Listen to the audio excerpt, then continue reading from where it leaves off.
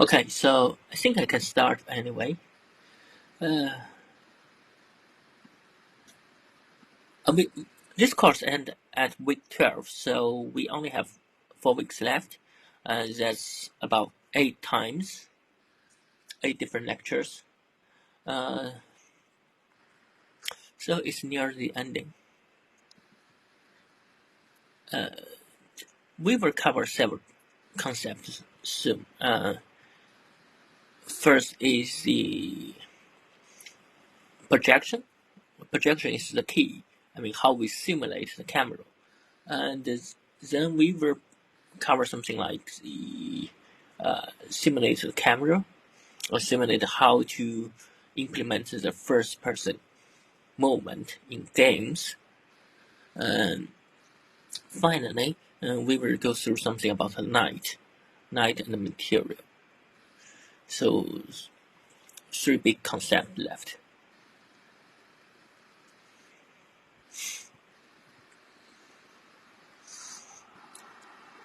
By the way, I think I will have to check your homework this week, so I leave the homework to be on Thursday. So if you can finish your homework, just tell me you have finished that. If none of you finish this, we will continue the lecture. Okay, so tell me if you finish that. You can remind me in the WeChat group, then private message me. Then I know you have finished the homework. Okay, the third homework. I think it's third or fourth. I can't quite remember, but I got the documents there. But the homework, like I showed you last time, with textures. Okay, so first let's go through the code we have learned last time. Because some student told me the replay disappeared. Yeah, I don't know why, but magically it disappeared. It didn't generate it automatically. So you might not be able to go through the course. So first half of today's lecture, we will go through all the code we have done. So first thing, we implement the transformation, right? And then we implement some key callback function. So we want to add some interactive to our program. So first, let's see how we add the transformation. First, we get the 3D object, right? This is a 3D object. We add all these coordinates to create a cube.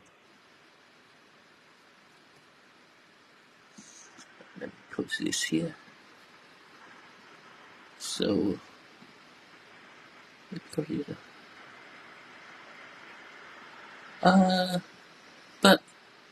but I'm using this. I think I use this Tencent Classroom. Maybe I use some. Okay. Anyway, in that case,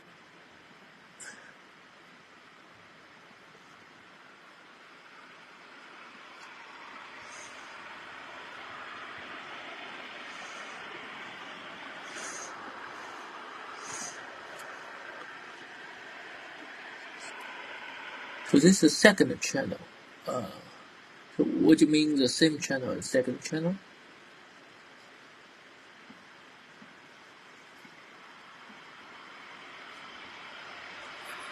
Do you mean the replay is still there but with different link?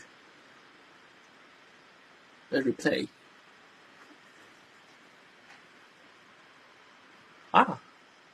So can you share the link? And I see. Maybe because I use some. I opened some other classroom because I have a lot of classroom for computer graphics.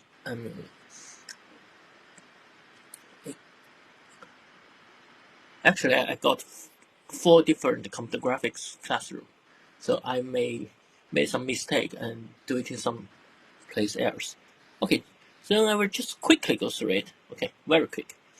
So we implement the cube with all these points and the normals of each point. Sorry, this is the color. So it's better we add something like this is position and this is the color. So this is a reminder. We have done this. We draw 6 faces. Okay, and each faces we have one different color, and we read all these faces and draw it. Right. So we have 36 vertices, and then we use something else. Let me see.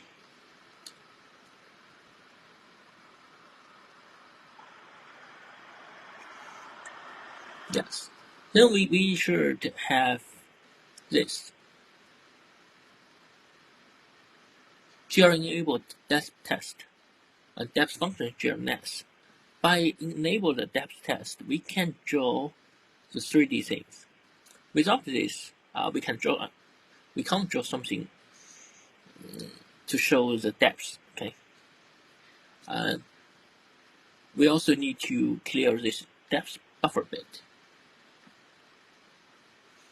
It means for the depth buffer, each time when we draw the frame buffer, we clear the depth buffer. Okay. So now we can do the transformation. The transformation is implemented using the GRM library. So you can include the GRM library and quickly implement it. So for GRM, we create the transformation here. We create the transformation and we apply translate, rotate, and scale. Right? We apply some transformation. Then we apply this transformation and send it to the program. Send it to the shader. So, which means in shader, we accept this variable and use this transform, multiply with these positions, homogeneous positions. Then we can do the transformation. And that's why we have that cube, which is rotating all the time. Okay? So, just quickly go through the code and see if you have something unclear. If not, I will continue. I mean, just quickly see how we implement the transformation, how the transformation actually apply to our cube.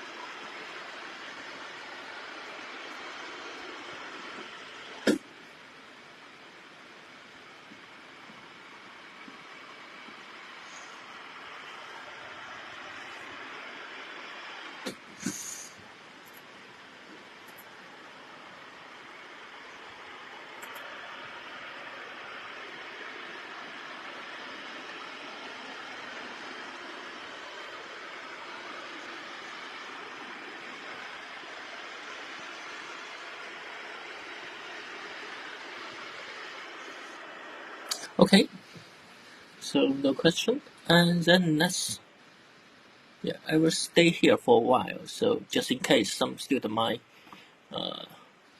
not be able to find the replay and they want to see the replay, so they can just use this link. We'll pause here for a few seconds. So if you were here, you don't know what's going on, when you look at the replay, you can just pause it. Okay. And this is the fragment shader.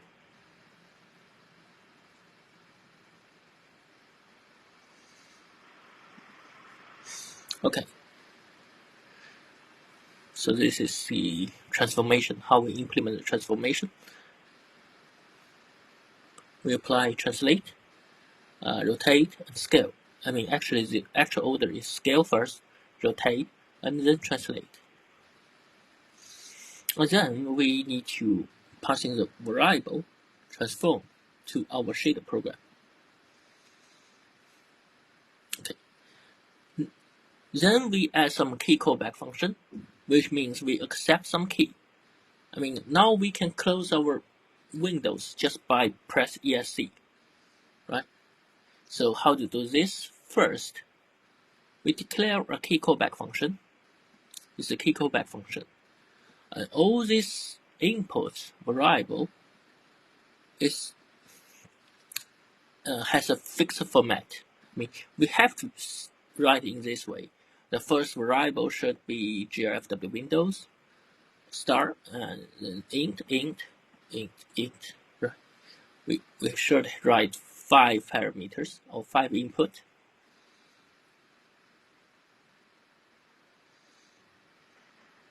Meeting ID or code. What do you mean by meeting ID? So this is the, I think I just shared.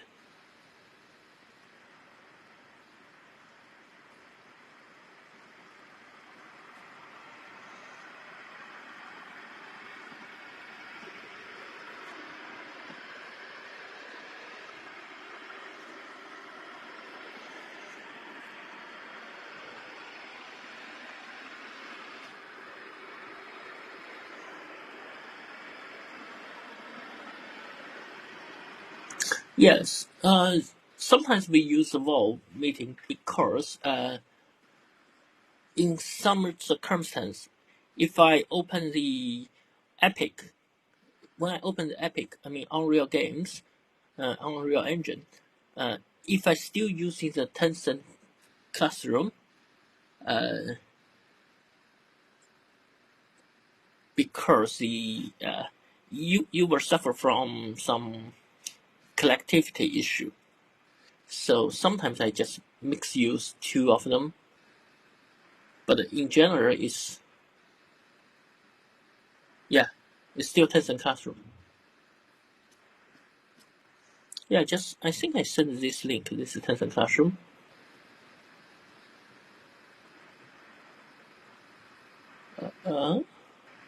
Okay.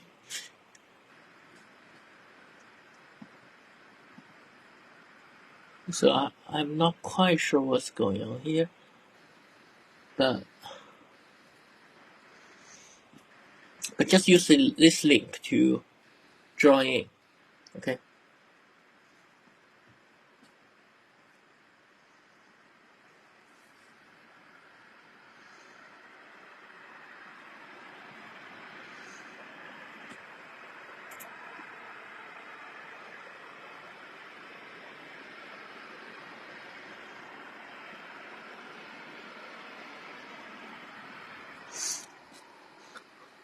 Okay. So how I implement the key callback function?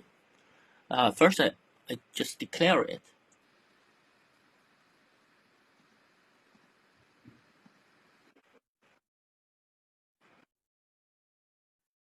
Mm-hmm. Ah. Okay. I see. I see. I think it's just my mistake. Yeah. That's my mistake. Sorry for that.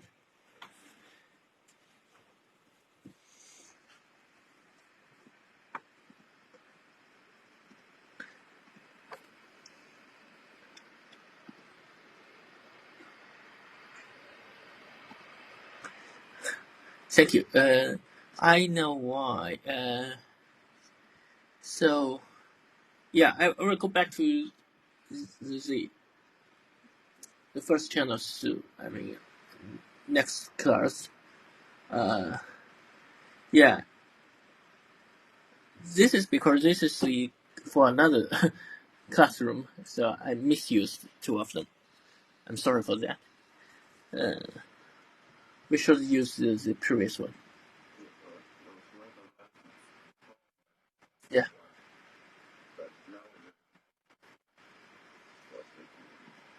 Okay.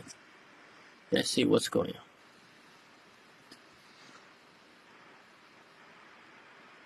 Yeah. The classroom is still recorded. Luckily.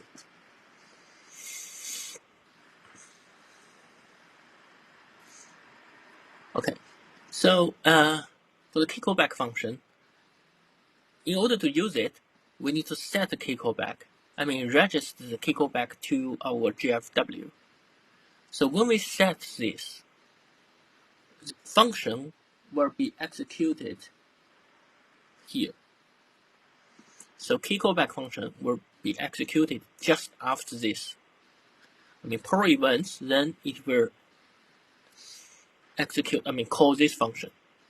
I mean, we do not call this function here, right? I mean, from our main program, we cannot see the key callback function. We didn't call it, but actually it is called here, right here. So each time when we run this function, we call the key callback.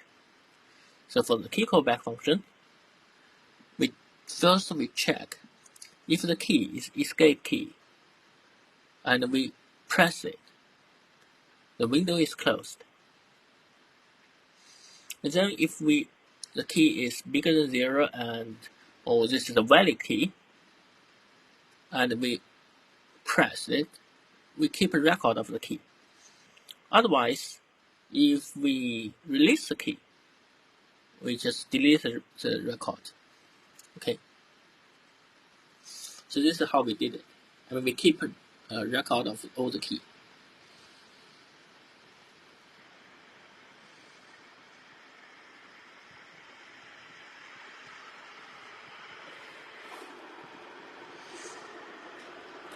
Okay.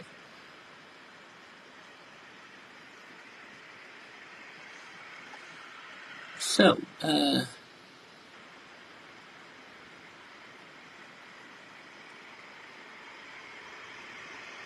just have one more minute for this code, then we will go through the projection.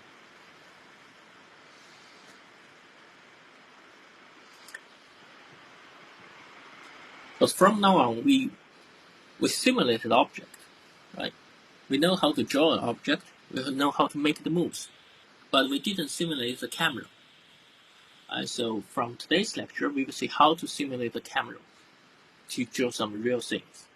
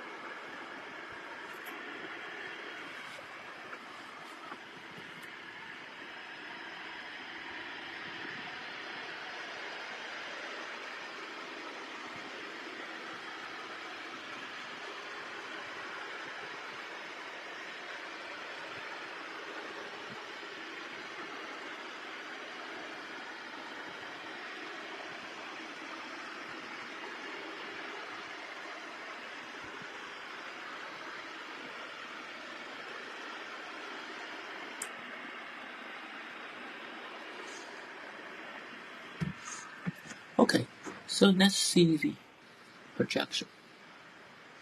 So there are some slides I should go through first. There are series. Let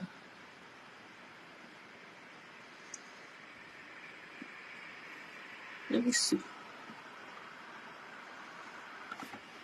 Yeah, I think I can give you some advanced course about the material. I mean, since I think we have enough time, so I'll give you this advanced course.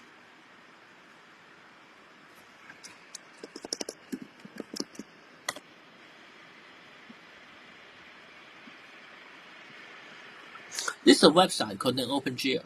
I mean, it has a lot of code. I mean, our custom draws a lot of idea from this website and then OpenGL. There is one chapter called PCR.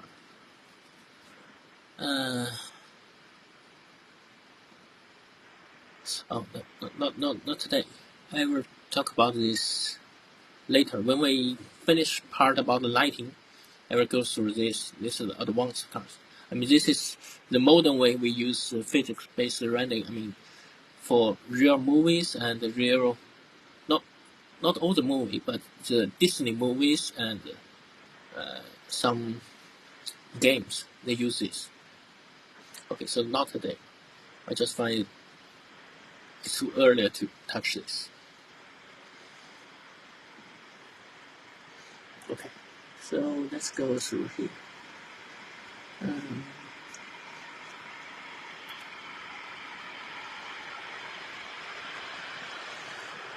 2, 6.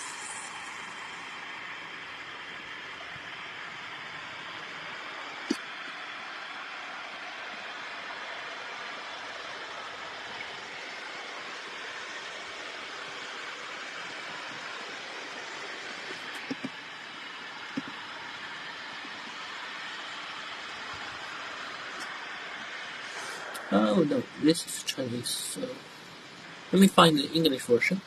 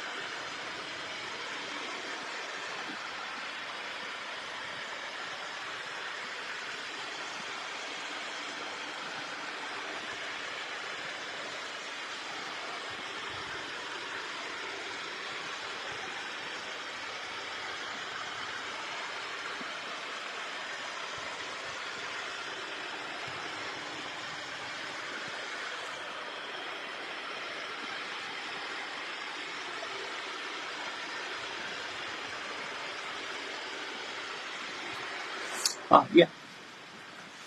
Let me show you this thing first. I mean, although we have known the OpenGL, actually there's one different version called the WebGL. And WebGL is like, you can use the OpenGL idea for the website. So I know some students might interested in building some front-end website. Actually, we can draw this thing using JavaScript. So we draw the same triangle, right? This is our first triangle with different colors. We draw the same thing, but within the web page. This is not a picture. Actually, this is code. Show page source. Yeah, you see, this is page. This is the code is JavaScript. It's not just showing, adding one pictures. So how we did this? We can write some JavaScript and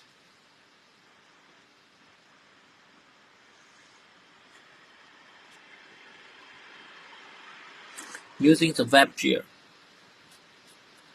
If you look at the WebGL, it looks quite similar to our code, right? It has a vertex shader, and the first line is slightly different. It just shows how the position is. And then it have some attributes, a variable, and it has a main function. Yeah, we give the value for GL position and the flag color, and the flag color is parsing from the vertex shader to fragment shader. So this is the old version, so it calls a varying. I mean, for our version, it's not that old. It's still the modern OpenGL, but in WebGL they use the 3.1 version, and for the PC end, we use 4.2. So for 3.1, it's still using something called varying. So this line is exactly the same with this line. So it means this variable passing from here to here. Okay, so now we use out and in, but the rest are the same. And previously, for WebGL, it used attribute, right? But now we use location, layout location, right? So it still gets the you need to clear the color, clear buffer bit, clear color buffer bit, and clear depth buffer bit. Actually, don't need it here. And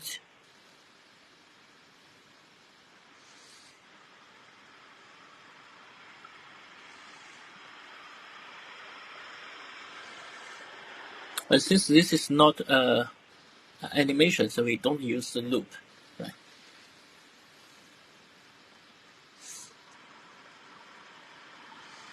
And we also need to create vertex shader, fragment shader, combine the shader source code, attach and link the program, and then use the program. So before we use it, we need to parsing this vertex and the RGB. Since this is 2D, it's okay. That's why we accept the two positions here. If you see, the vertex position is back 2. And we also, we set the VBO to buffer the data, and we set the VL, but now VL is slightly different. Vertex attribute pointer. It need to find the position, attribute position. So for us, we just use 0 and 1 here, but here we need to find the position for vertex position and for vertex color. To enable it, use program and draw. Okay, so this is WebGL. I mean, so here is the idea. I mean, later on, if you build some website or some other front-end application, it is possible you draw the things locally on the user's machine, called the OpenGL, or actually the WebGL. By doing this, you can actually have some animation, okay, or some user interactions in the web page. It's not like the people just click it and then play. It's kind of boring, but now it's like you can add some input, make this animated all the time, response to some other, some click. So it all depends on you. Okay. So by doing this,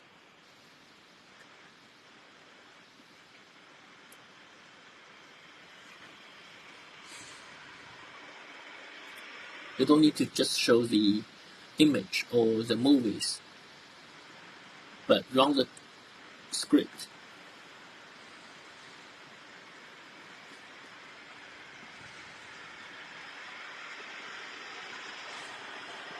Okay. Transform. Yeah, here.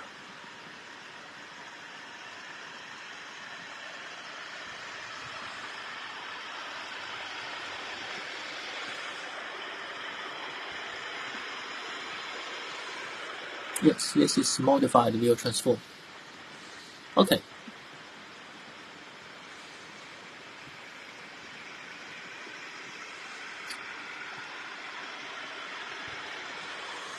Let's see this.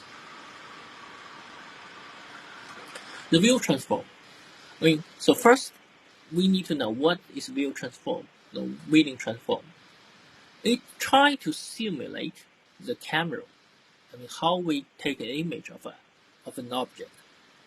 The left column shows the ordinary way we take an image and display the image. And the right column shows how we actually describe them in mathematical way or in computer graphics way. So first, let's see, when we take a picture, especially, a lot of people just having a picture, when you visit some place or when you see some beautiful thing, you want to take a picture, right? You may use your mobile phone.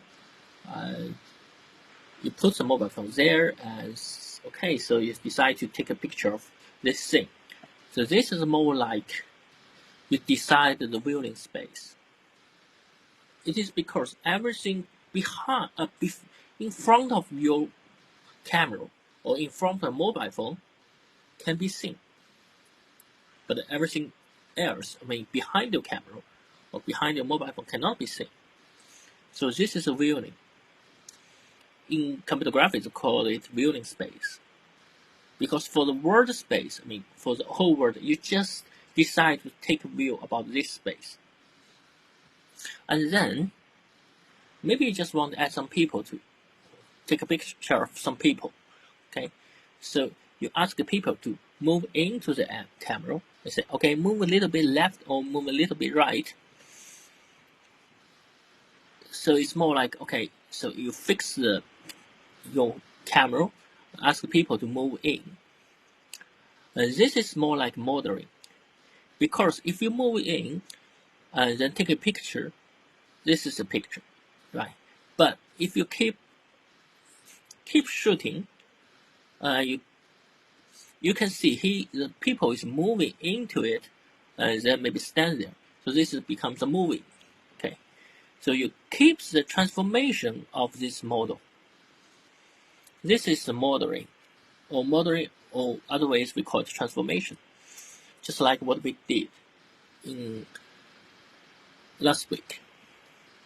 Next, you might see, okay, the object is too small or the people is too small.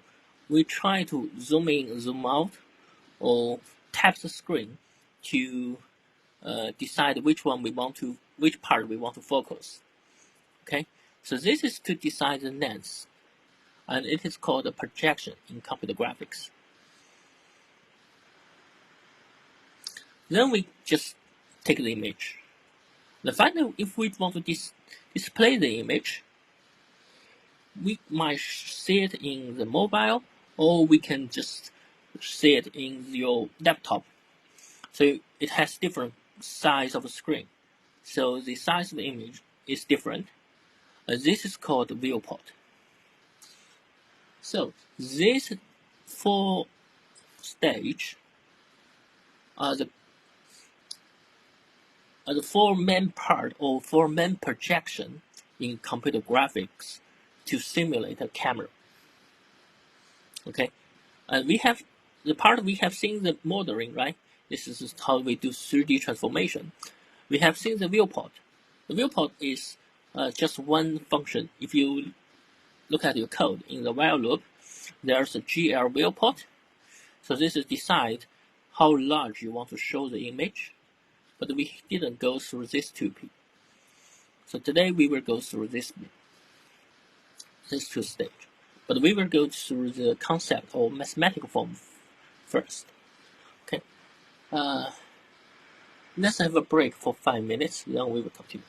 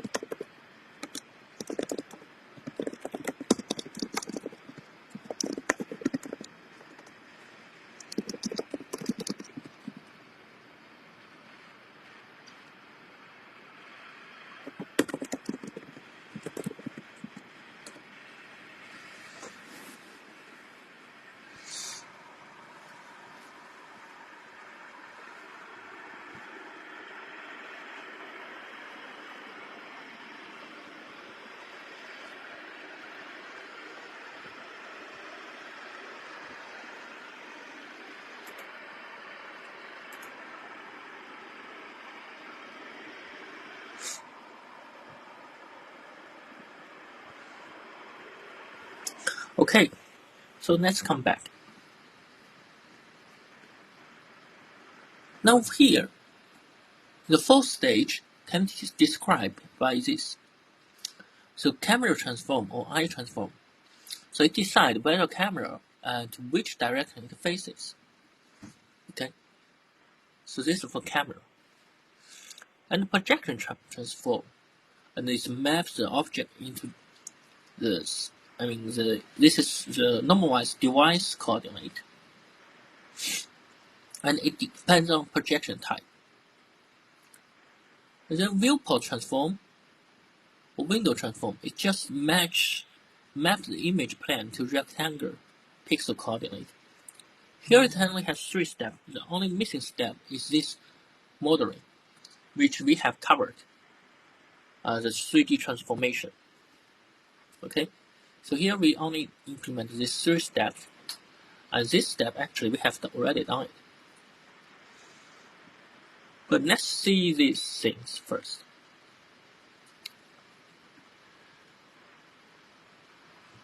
To make it more clearly, let's see this. This is object space. This is object or the cube we have, right? We can move the cube in the world. So in world space, after some rotation, after some translation, it might be here, right? So this is the object. But we need to put the camera. So when we fix the camera, we see something from this way, and it turns out to look like this. It's because the camera is here. If you see it through the camera, the pattern looks like this, or object looks like this. This is the camera space, or camera transformation. So this is like the coordinate system transformation. And then we apply the projection transform. Projection transform is, okay, so you have this camera space, right? You decide what the lens looks like, what the focal length is, the shutter looks, what the shutter is, and all these parameters. Then after that, okay, you see, okay, this is all fixed. Now we want to do the projection transform and make it be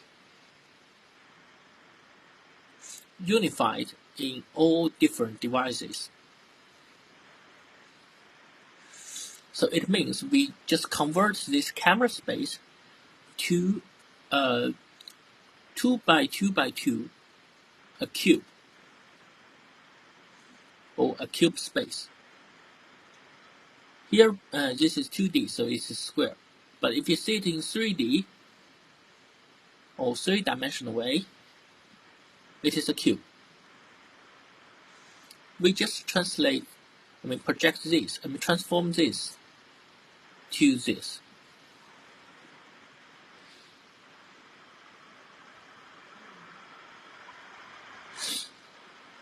Finally, we can decide, okay, how it looks like in the screen. Maybe a screen is just a mobile phone, so it's small. Or if you're using a big display or a projector, so it's huge.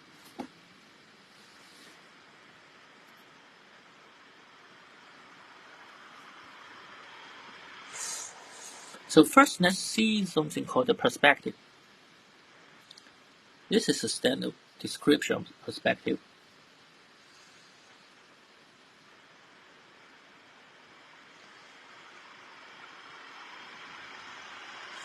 So linear perspective, it maintains one property, that straight lines in the scene became straight lines in the image.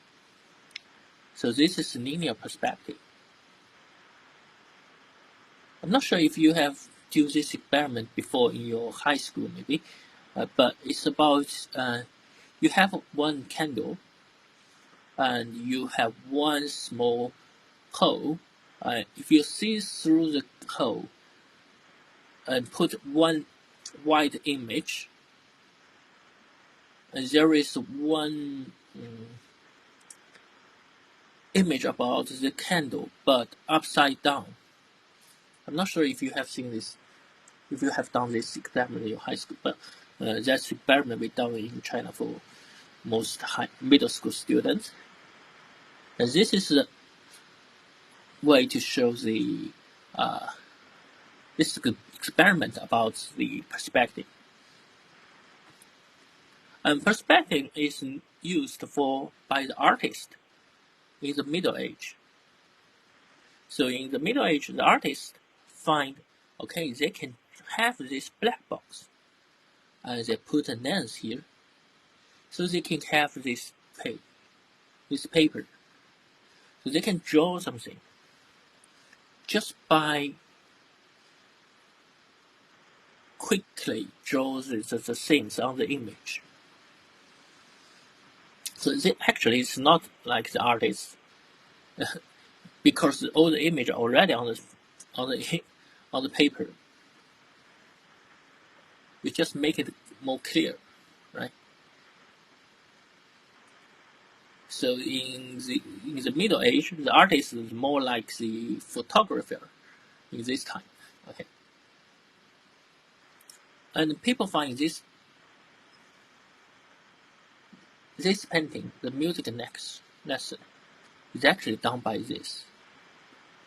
So they have this black room, they build a lens, and then they can draw this image.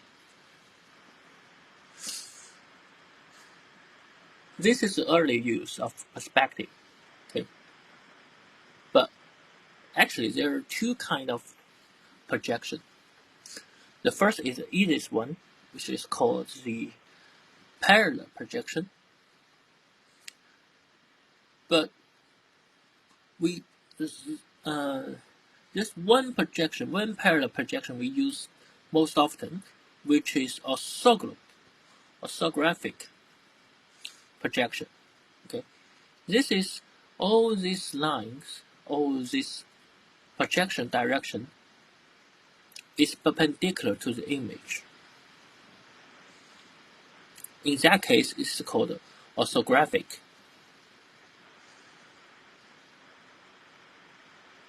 So the image plane is perpendicular to the view direction, and it is called orthographic. Why we need this?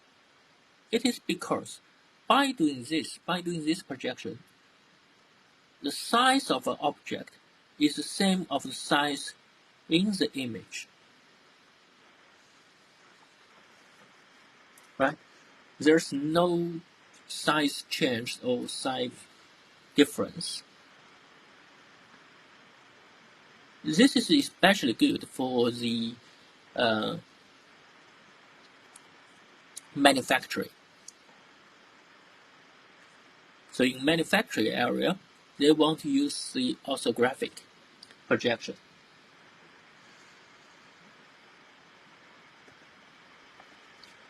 Another projection is called perspective. So perspective is just like what we see in most cases.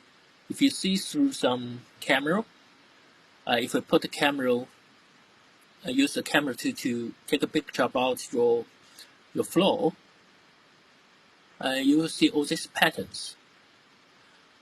These lines, which should be parallel to each other, actually are joined to one point in your camera. Those points are called vantage point. And this is the perspective projection.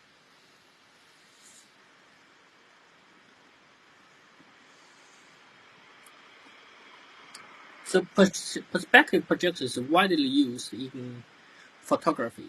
I mean, when students take an image, right, they always put the camera a little bit higher, so they can see a very beautiful shape of the body.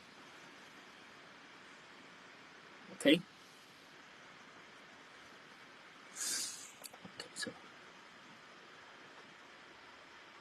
So those are perspective and those are two kinds of projections. Okay. Now we want to simulate all these steps. So we have seen there are two kinds of projections. Now let's see all these steps. We start from this way, because this is easier. What's the mathematical form of the viewport transformation? I mean, from our code, we just call one line of functions. But how it actually implemented? The function is here. Because it's just expands the canonic coordinate, which range from -1 to 1. So what we do is we find, okay, the width of screen and height of screen. We just multiply it by the width and height and divide by 2, because this is 2. The length of this cube is 2. So we extend to the same size and move the origin to be the same with the screen origin.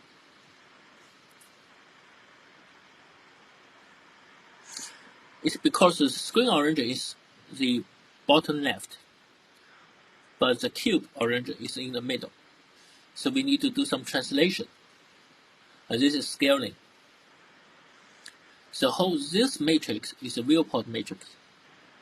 I mean, this mathematically looks a little bit boring. It is useful if you want to do some research, if you want to prove something.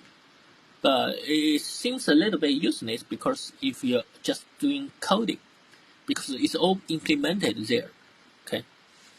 The reason we mentioned here is just like it, to make you know what's the theory behind it. Okay. So we divide it into several steps and it calculated the matrix for each steps. So this is viewport matrix. Then next, when we done this, we are thinking of this projection. And we start from the easiest one, orthographic projection. Orthographic projection is like, so the same size is mapped to the same size. So it's more like you change the observation area from this space to canonic. Let me see if I have a better way to show it. Okay, yeah, this is a better way to show this. This is orthography. Because the image plane is here. Actually, you are observing this area, right? And you want to store this area into a canonic coordinate system, which is a cube. All you have to do is resize of this volume and translate it to the middle of these points. So that's how this matrix get from.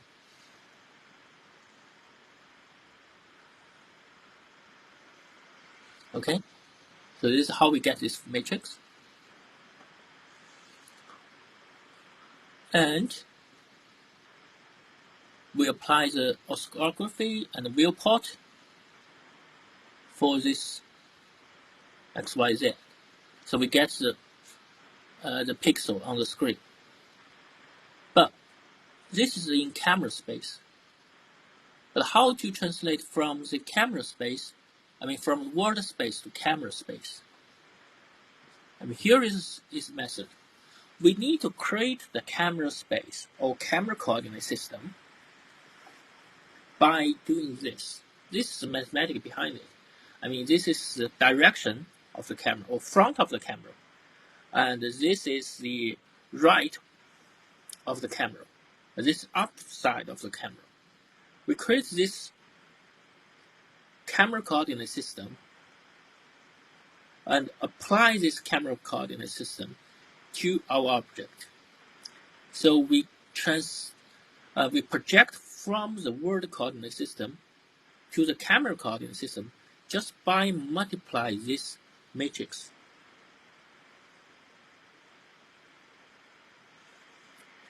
that's this. I mean, the camera matrix, orthographic matrix, and the viewport matrix, all this together is transformed from the word position to the screen space. So for the line segment AB in word space, we can draw P and Q in the screen.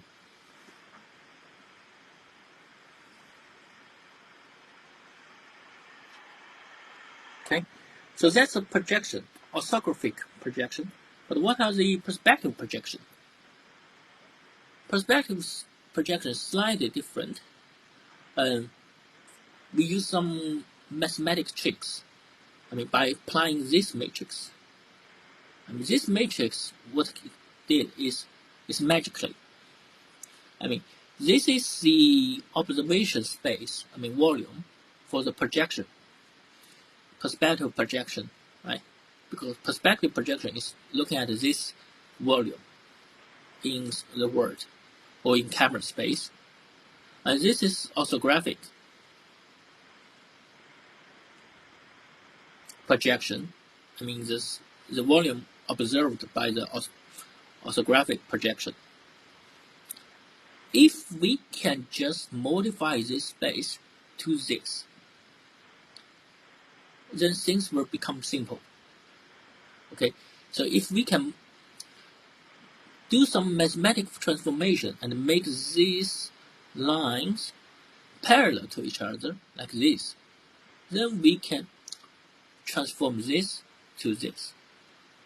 And this is what this P matrix do. By applying this P matrix, we can make this. So this is magic. And that's why we get the perspective matrix. We apply P first and then the orthographic. Now we have the matrix do all this projection.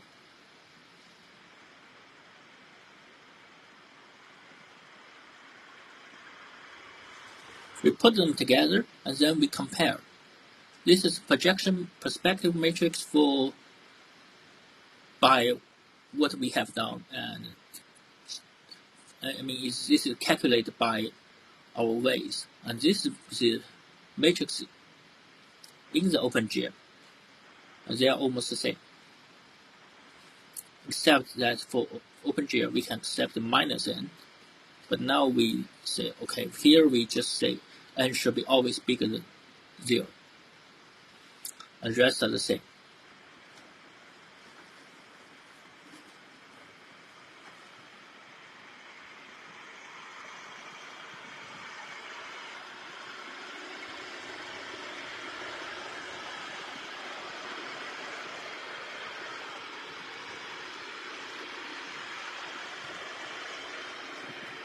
So you can easily find these two matrix. I mean, if you're using Google or Wikipedia, or find it online. And those are the mathematics behind it.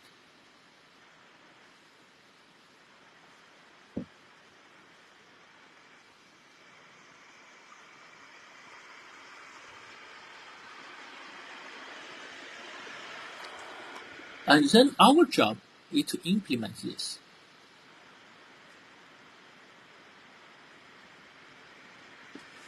So first, let's start from the easiest one, the perspective.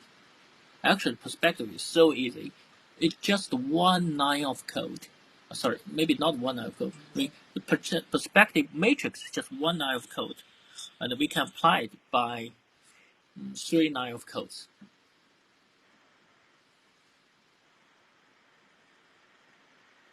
So let's see how to implement it.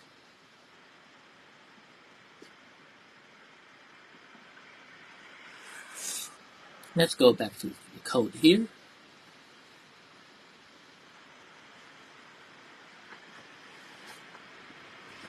And first, we know the projection should start, perspective should be here in our vertex shader. So the way we did it is like uniform Mat for projection.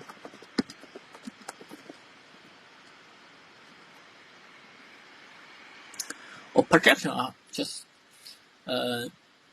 only works on the position, right? So the projection is here.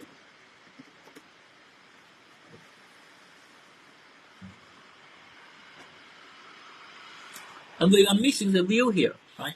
Actually, there should be a view matrix, but we ignore it at this moment because that's the thing we will implement next class.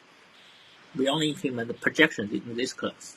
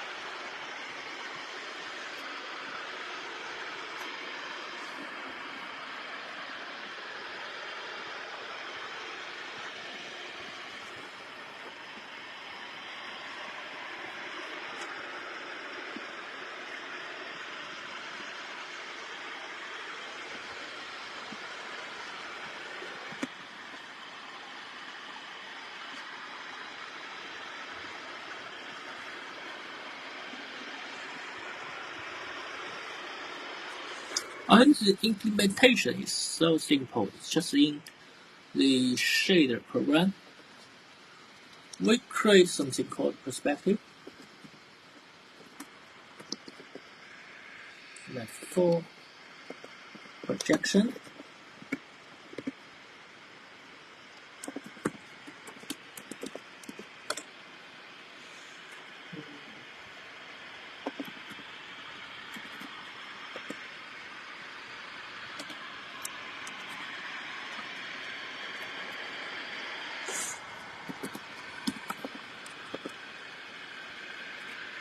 This is the screen-wise.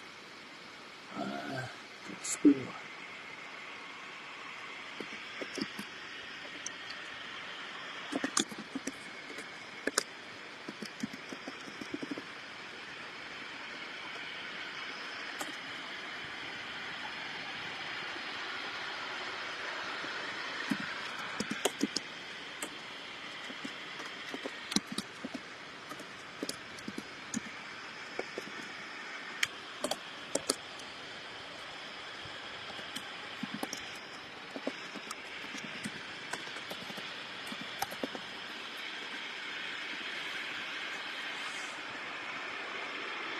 I will explain to you what this means.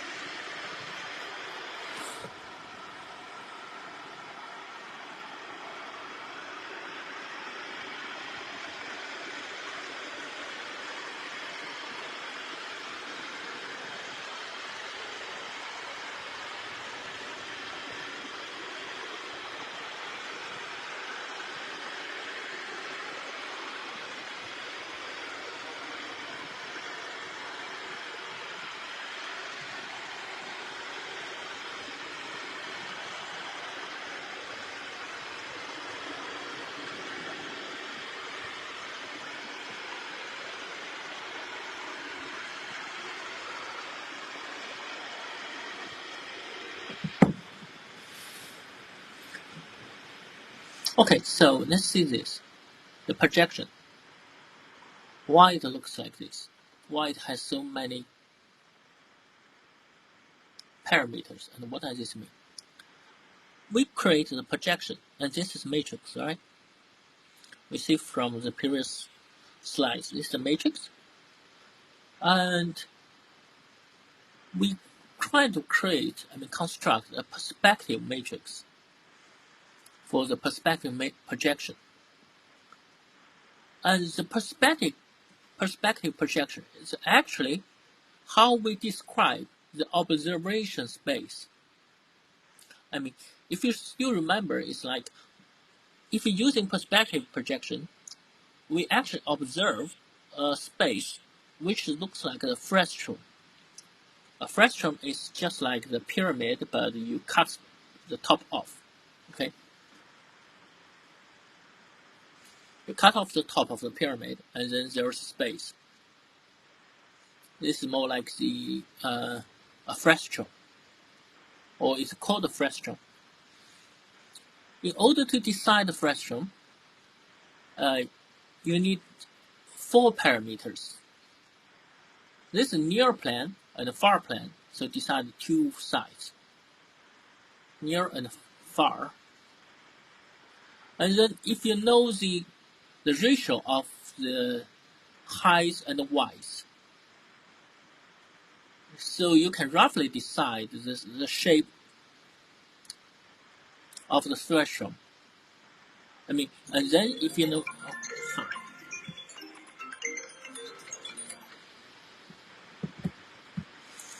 then if you have these FOV, actually this is a field of view. How in vertical, how many degree it expands.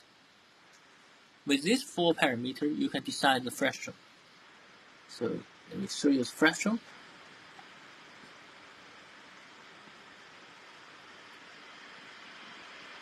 You find the frustum here.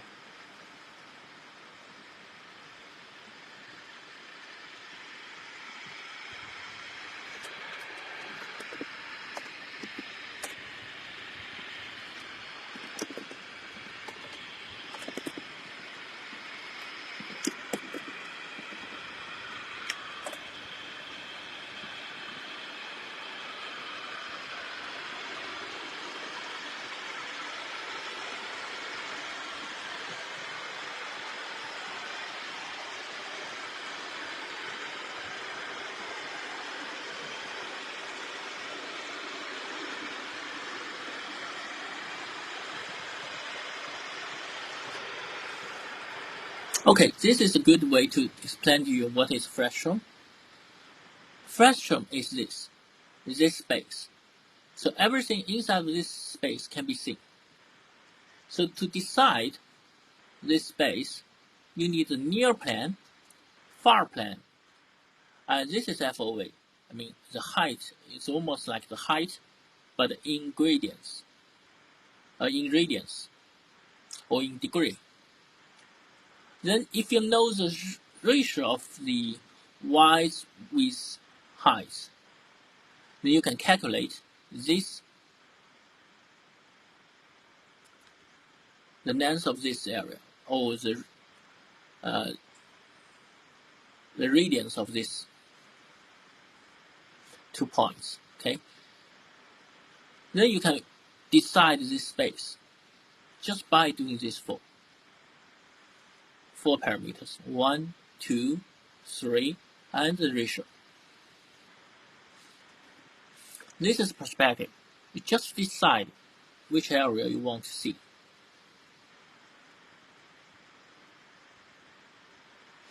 So this is a good way to simulate the frustum. Using these 4 parameters. And finally, if you want to use it, just copy this thing and change a little bit.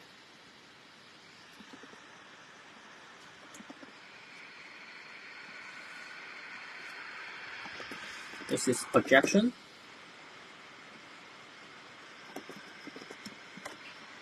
And projection.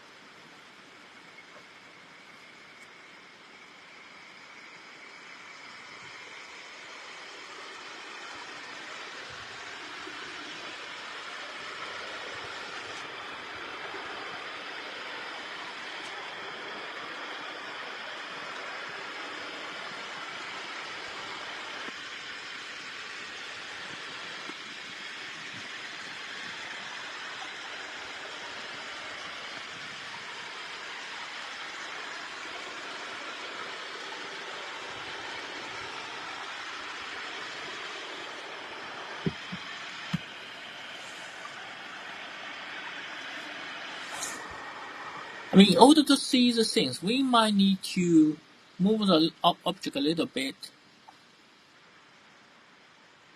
away from our thing. Maybe here. Put this -2. Then let's look at and see if we can see it.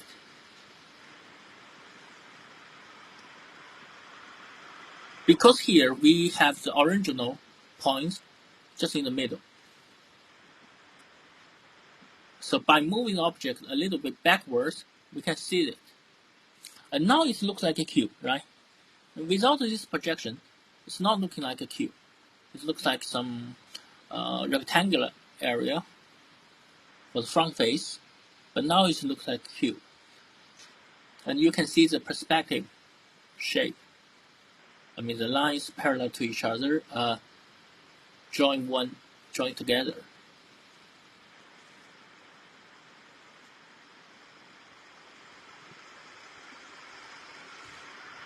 Actually, if you want to see it more clearly, you can move it to the front, the middle.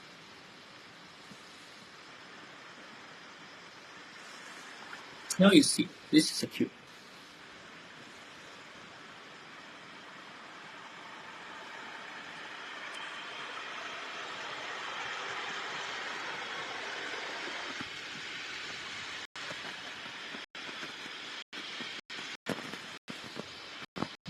So you see, the theory is difficult, but the implementation is quite simple. Just implement this and apply it to our shader program, which we write it here in shader. Then we can see this projection. Now what we left is camera, and we will simulate the camera soon.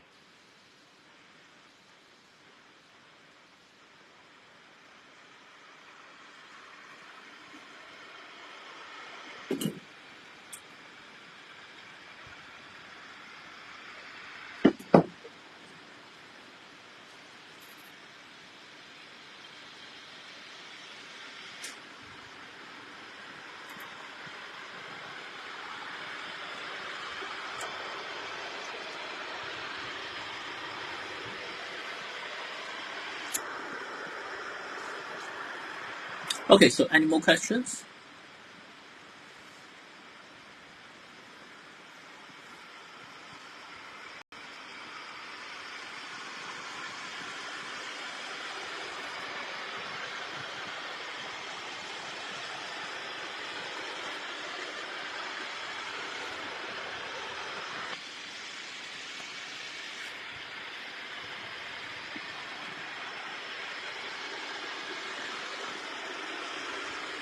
Okay, we will stop here and we will see how to implement the camera in next class.